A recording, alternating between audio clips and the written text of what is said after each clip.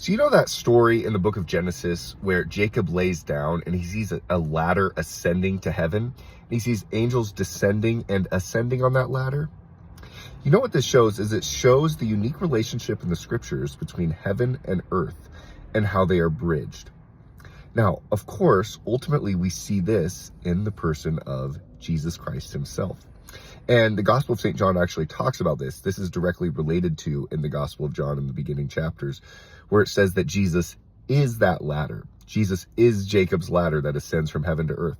But you see, angels descending and ascending on it shows the incarnation, or how Jesus is the bridge between heaven and earth. And you see, the whole scriptures can really be read like this. It's this relationship between heaven and earth.